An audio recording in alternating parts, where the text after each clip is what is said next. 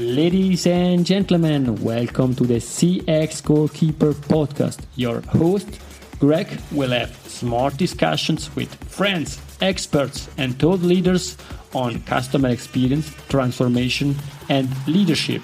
Please follow this podcast on your preferred platform. I am sure you will enjoy the next episode with the guest I selected for you. Ladies and gentlemen, tonight it's really a special night because I will have a special discussion together with Stacy Sherman. She's a great person, an outstanding leader, and I really appreciate that she said yes again to join my podcast. Hi, Stacy. How are you? I am fantastic because I am with you today. You are so nice. Thank you very much. I'm really thrilled to kick off this discussion and learning more about doing CX right and humanizing businesses through customer experience. And I'm super keen to learn a bit more about your journeys because you had some news in the past months that we can share also together with the audience. But let's start. Stacy, could you please introduce yourself? Yes, I'm Stacy Sherman, known for doing customer experience right. And that means so much that we can spend an hour just on that topic. But you can really find me talking a lot about it on stages, my own podcast by the same name, Doing CX Right, and teaching workshops and writing about it because there's no reason for bad experiences as a customer and as an employee who delivers customer excellence. So I'm eager to end the bad, frustrating experiences. That's really great. And to the audience, please post this podcast now and go and follow Stacy podcast because I listen to a lot of podcast episodes and few full podcast, and your is one of them. I really listen to every episode and I really like and enjoy the passion, the quality of the discussion. Doing CX right is really a great episode, and it's where I would like at some point in time to get with the quality and what you are sharing, and therefore I'm super happy. But what I know is that you launched something new in the last few days. The podcast will release now. It's 13th of February, but we release in March. Could you please share that?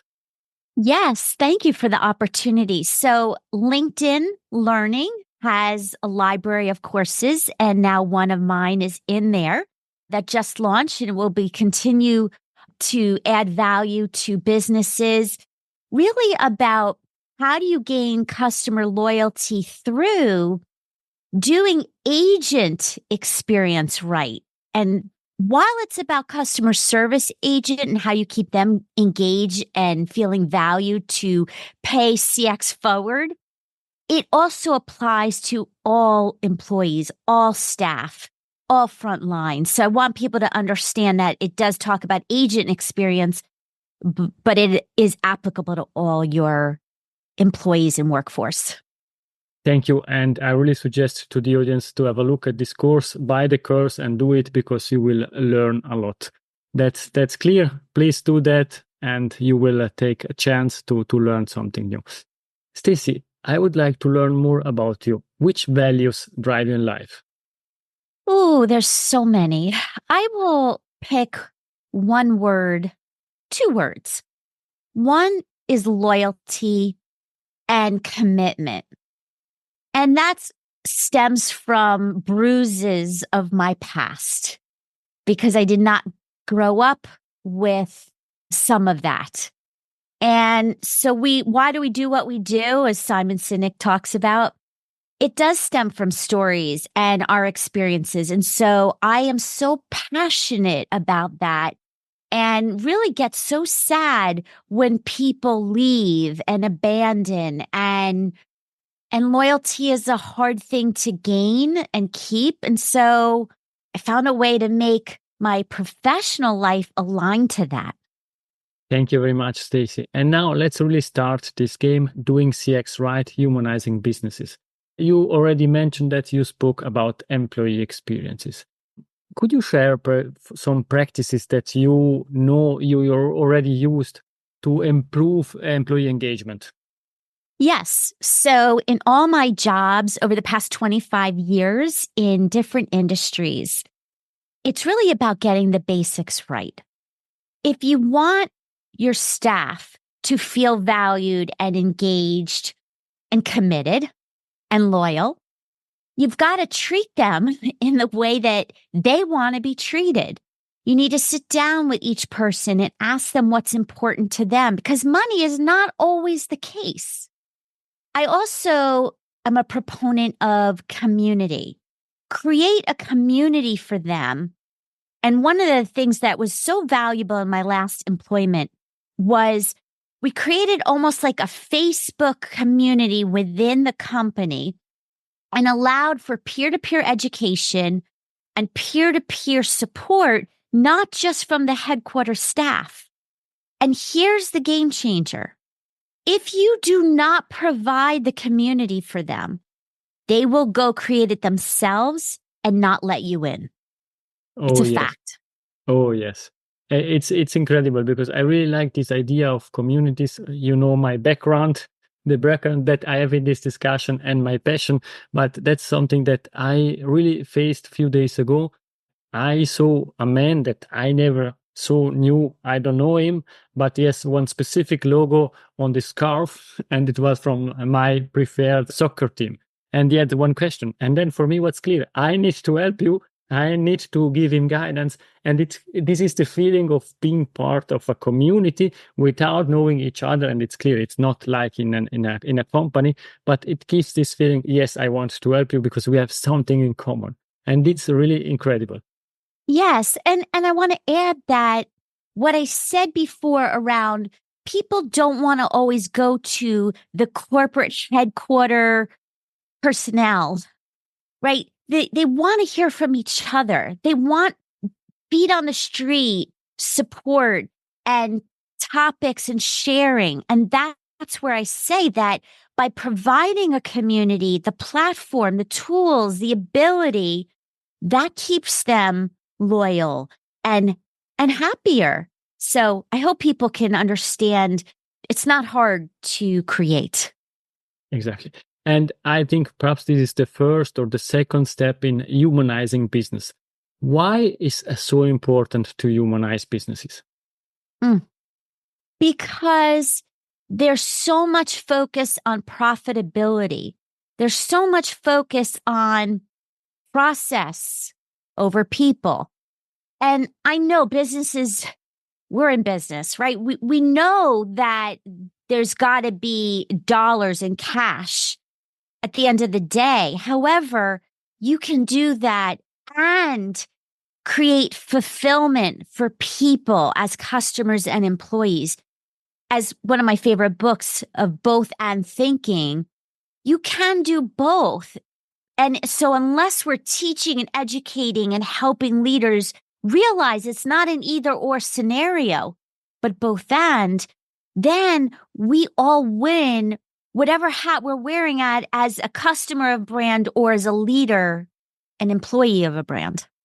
And I think what you are saying, to build on that, it's not process before people, but nowadays it's technology before processes and before people. Because there are a lot of companies outside trying to sell their technology without knowing the processes, without knowing the people in there, and they want to sell this standard solution. And we know, yes, some companies have some similarities, but at the end, every company is different. It's in a different phase. It's a different maturity level. And therefore, It's extremely important to think about the people in these companies. And perhaps, what's your suggestion, or as a leader, what are you doing, what you did for the people in the company? Well, first of all, sit with them.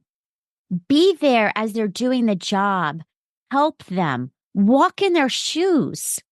If you're in a contact center or you're an agent, go take some calls. Be the undercover boss and actually not undercover too. And show people that you're not too big for any job and that you literally understand their role so that you can mentor and you can coach and be there without guessing and imagining what it's like for them. We are moving to this extremely important topic, leadership. And that's the suggestion that you are giving are the one from that senior leaders also give to people. What's the role of leadership, and how can leadership impact this positive culture within a company? Well, there is no employee and there's no customer without really good leadership.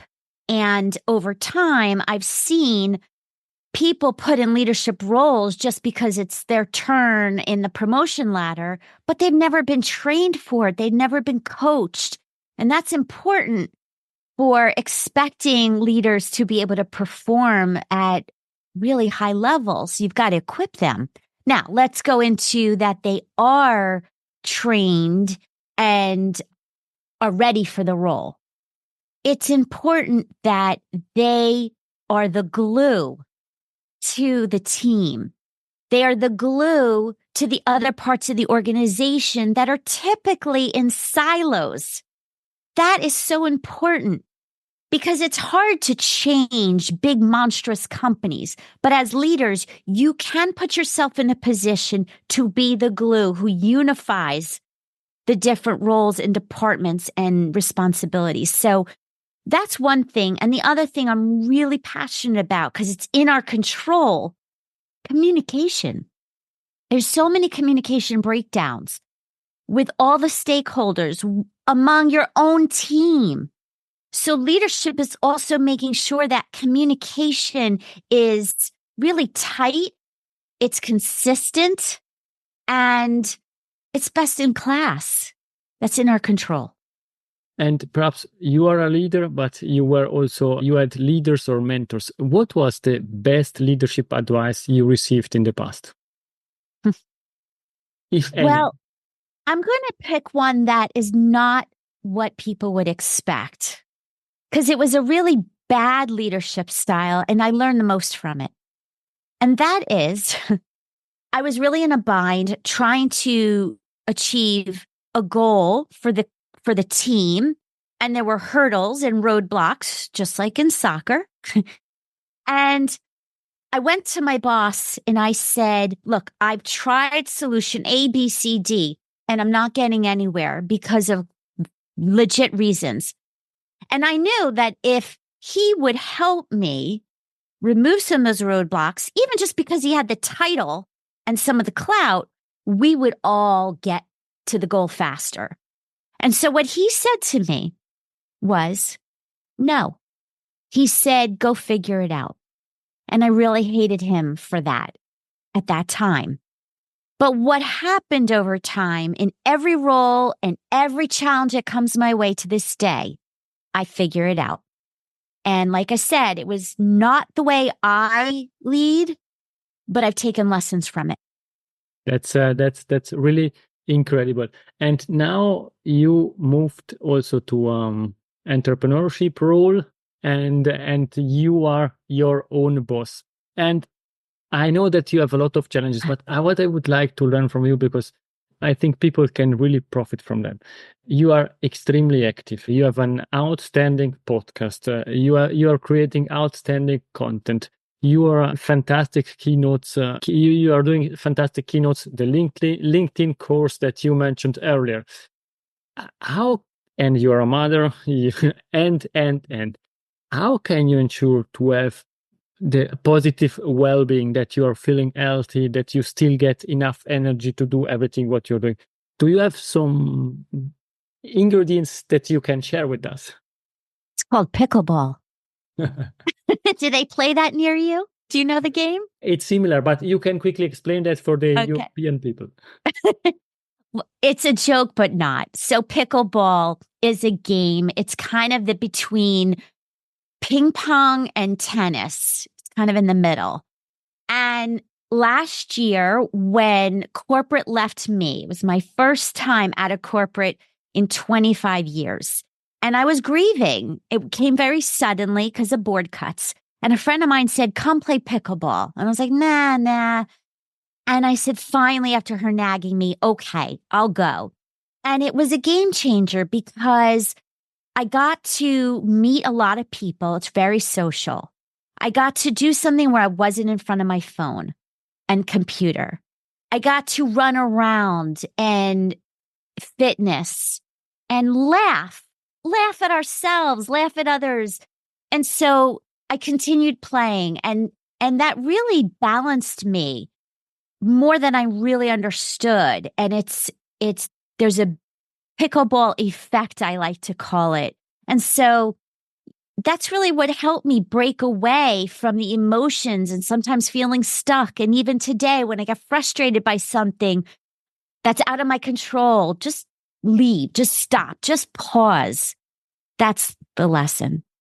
Thank you very much. And now, two nasty questions, but I'm sure you will find a great way to answer them. You left the corporate world. What is the one thing that you would like, if you would have the opportunity, to keep from this corporate world? Well, I would say two answers. I'd like to keep, and I do keep, the relationships. I have friends that were coworkers that turned into lifetime friends from many, many, many, many jobs. And so I keep those, and they're important to me. The other thing I want to say that I want to encourage your listeners is that figure out your passion projects, figure out what you love besides your corporate role or any job. Because I started a blog. I didn't know if anyone would ever read it in 2016, doing CX Right. And it was while I was working full time. And because I started that as a hobby at nights and weekends, and then I was a guest on podcasts, 50 shows, and obviously then started my own. But by doing that while I was working full time in my spare time, it put me in a position these years later to be known for what I care about. And anybody can do that. That's true. And yes, I can understand you. I can really understand you very well. And something from the corporate world where you would say, never again. I'll never sell my soul. What I mean by that is there were times I did not get promoted because I had my side passion projects. I was not monetizing them at the time. And I was so sad that I wasn't getting a promotion, even though I was absolutely deserving, and other situations. And I said, I'm willing to give up my doing CX Right because I want you to believe in me that I'm fully here, which I was during my work hours, absolutely wholeheartedly. And I just feel, looking back, that was dumb on my part. Don't sell your soul. And if the people around you question you, that sometimes it's not even personal, sometimes it's their baggage, do not sell your soul and stop what you love. You're just in the wrong room. Stacy, I would have 200 additional questions to ask you, but taking care of the time, we are coming to an end of this game. But in the extra time, I still have 3 questions for you. Fast forward, in 10 years from now, we are back on the CX Goalkeeper podcast. What we are discussing about? We are discussing how the world is more compassionate in and out of the workplace. We're talking about how we've figured out how AI can make our lives easier and gives us more time to focus on relationships and not hide behind the robots. And we're also talking about the next generation who is benefiting because of the work we are doing. That's a great future where I would like to work, I would like to be, but for sure, I would love to have you back earlier and not in 10 years, but next year. What's the best way to contact you, to find you? Yes, my website has so much content, free content for people, as well as ways to work with me for your workshops and speaking and mentorship and content partnership. And that is doingcxright.com. That's DOING CX Right, RIGHT.com. And I'm very active on LinkedIn, all social media channels, but LinkedIn is my main source. Thank you. And to the audience, you will find all this information also in the show notes. Stacy, you should place again your LinkedIn course. Yes, my LinkedIn course. See, you could tell I'm not a salesperson. I just show up, but thank you to you. Yes, my LinkedIn course that is live on LinkedIn called, just Google my name or search my name, Stacy Sherman. And also at the end of this year, you will also see a book all about journey management. And I'm excited to talk about that at a future state. Oh, that's great. I'm looking forward to this discussion, and my podcast, you can join every time to share that with the audience. But now we are coming to the last question. Is Stacy's golden nugget? It's something that we discussed or something new to leave to the audience? I'm going to try to come up with something that's not repetitive because everybody says the same thing in different languages. I would say I'm going to go reflect on this past year, and that is the power of pausing. Don't have knee-jerk reactions. Stop. Put yourself in a timeout. I did that this year in my professional life to figure out, what do I really want to do this next half? And I want people to realize that pausing, whether it's a customer that made you frustrated, a colleague, a family member, your own professional identity, pause, because then you really are able to show up for others and yourself better. And that's a lesson I got all this past year. The only thing that I can say is thank you very much, Stacy, for being on this show. It was a great pleasure. Thank you very much. Thank you. And to the audience, for today, it's everything. I hope that you enjoyed this discussion as much as I did. Please really feel free to contact Stacy, to follow Stacy on LinkedIn, and have a look at Stacy's LinkedIn course. We love feedback. Please let us know what you think about this episode. Thank you very much, and bye-bye. If you enjoyed this episode, please share the word of mouth. Subscribe it, share it. Until the next episode, please don't forget, we are not in a B2B or B2C business. We are in a human-to-human environment. Thank you.